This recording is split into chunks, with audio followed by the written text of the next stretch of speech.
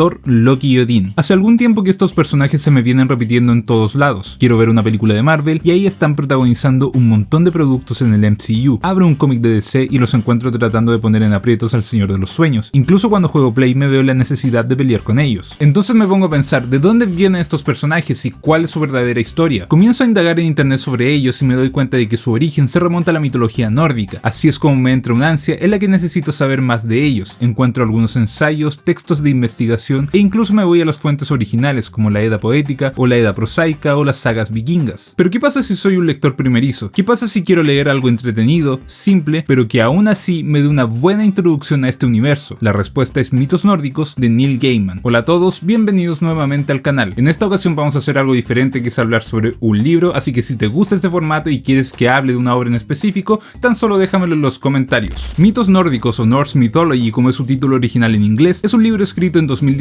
por Neil Gaiman, autor de obras como Sandman, American Gods o Coraline. En este escrito, el autor nos presenta un conjunto de 16 relatos en prosa donde muestra las principales figuras de esta mitología, contando su historia desde la creación del universo hasta el Ragnarok. Al abrir el libro nos encontramos con un prólogo en el que el autor nos cuenta sus acercamientos iniciales a esta mitología. Como a muchos de nosotros nos pasó, sus primeros enfrentamientos con estos dioses se dieron gracias a los cómics de Marvel. A partir de ese punto, el escritor nos relata cómo estas figuras comenzaron a aparecer en otros escritos o cuentos. Ahí comenzó a notar que en realidad eran muy diferentes a como la Casa de las Ideas los mostraba. Obvio que en ningún caso le estoy tirando hate a Marvel. Lo único que hicieron ellos fue tomar a estos personajes, reinterpretarlos e introducirlos en su universo con un matiz más heroico y de ciencia ficción. En esta obra tenemos los mitos nórdicos pero novelizados, por lo tanto hay cosas que Neil Gaiman inventa para que estas historias tengan un mejor desarrollo y también que sean más atractivas. Por esta misma razón hay que considerar que no todo lo que escribe el autor se considera canónico dentro de la cultura vikinga,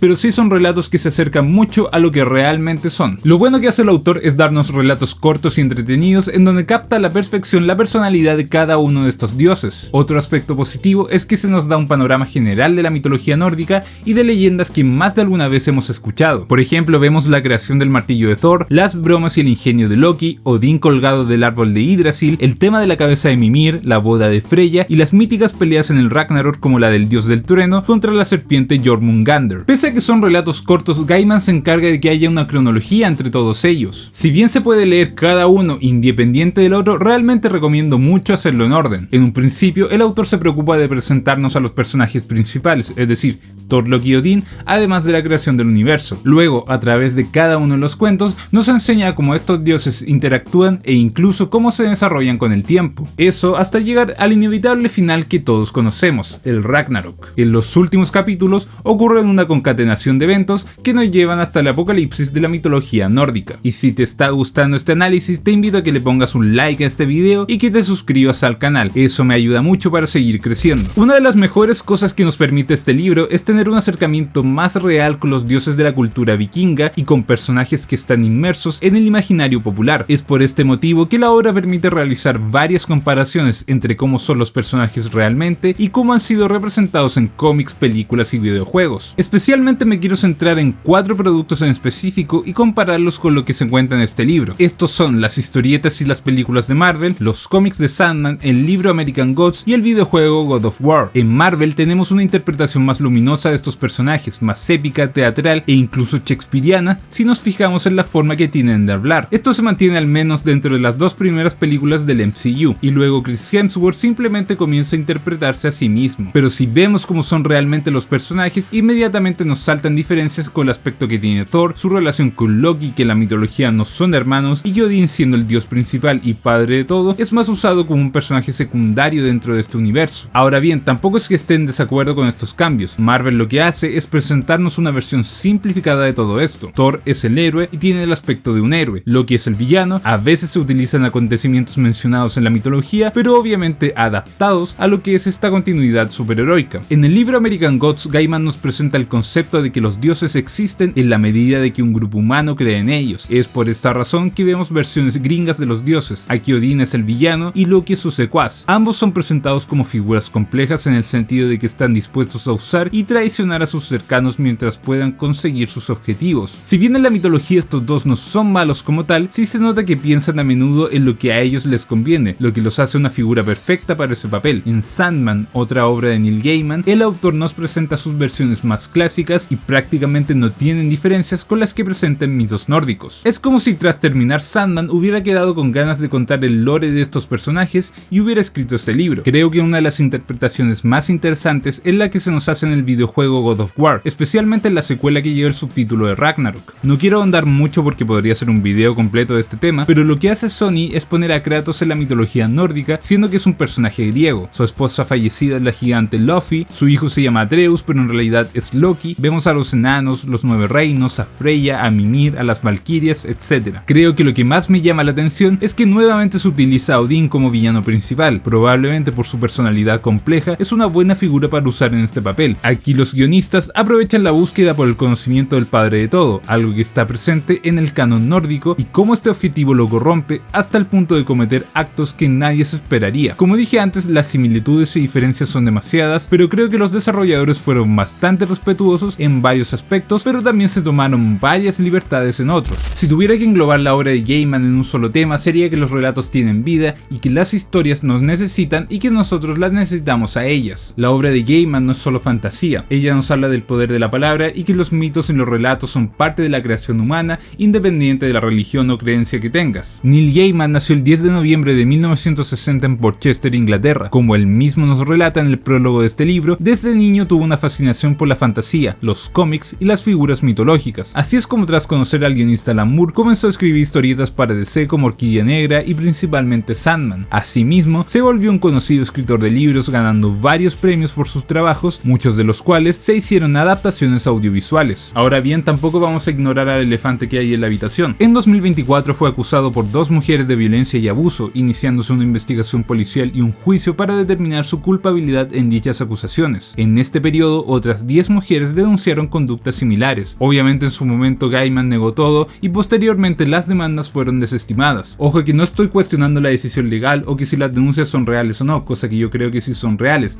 El tema aquí es que son a veces muy difíciles de comprobar si ya han pasado muchos años después del hecho. Además de que tampoco se dijo que las prácticas de Gaiman no existieron, sino que estas habrían sido consensuadas. Aquí voy con todo esto. Me parece curioso que a lo largo de su obra presenta una fascinación por los personajes de Odín y Loki, a los que él mismo describe como figuras complejas. Siempre estos dos se presentan en sus obras como personas de buenas intenciones para terminar demostrando que tienen un lado oculto y oscuro. Gaiman, por su parte, siempre se mostró como el niño bueno de los cómics, el que era inclusivo, liberal y amable, hasta que conocimos su verdadera cara. Creo que una de las razones por las que él escribe tan bien a estos personajes es porque se ve reflejado en ellos. Gaiman se debe ver como un hombre complejo que, si bien es amable hacia el mundo, tiene un lado muy oscuro detrás. De hecho, cuando leemos el prólogo de mitos nórdicos, nos damos cuenta de su fascinación por Loki, no así por Thor. Para muchos, Thor es el dios principal de la mitología nórdica, pero para Gaiman es solamente un tontorrón fuerte. En Sandman y mitos nórdicos lo escribe de esa manera y en American Gods ni siquiera aparece. Lo que quiero que se entienda es que la vida de un autor nos sirve para entender su obra, su forma de hacer las cosas y en este caso la manera en que escribe a algunos personajes. Por eso yo estoy en contra de tanto las personas que creen que la obra de alguien debe ser cancelada cuando a esa persona la funan, como con los que separan a la obra del autor. Para mí, estas cosas van de la mano. La obra de Neil Gaiman es excelente, eso nadie lo puede negar, pero para entenderla en un 100% debemos saber de su vida, de las cosas que ha hecho, de cómo piensa y así ver cómo estos aspectos influyen en lo que escribe. Mitos nórdicos es un excelente libro. Nos da un acercamiento interesante a lo que es la mitología de estos personajes, sobre todo si eres primerizo y también si te los has encontrado en otros medios como cómics, libros o videojuegos. Además, todo esto es llevado de manera magnífica por la pluma de Neil Gaiman. Ahora bien, esta obra no solo hay que analizarla en el sentido de lo que nos cuenta, sino que también hay que ponerla en el contexto de la vida del autor. Así entendemos como un escritor que se veía como una persona transparente, en realidad cuenta con pasajes oscuros en su vida que siempre se han visto reflejados en los personajes que él considera como complejos y que ha utilizado para distintos trabajos. A veces estas cosas nos permiten reinterpretar ciertos detalles en algunas obras y poder darles una lectura mucho más compleja cuando tenemos a disposición el panorama general. Muchas gracias por llegar hasta aquí y espero de verdad que te haya gustado este video. Si fue así, te invito a dejarle un like, suscribirte al canal y comentar también para que podamos conversar. Mi nombre es Joaquín y este fue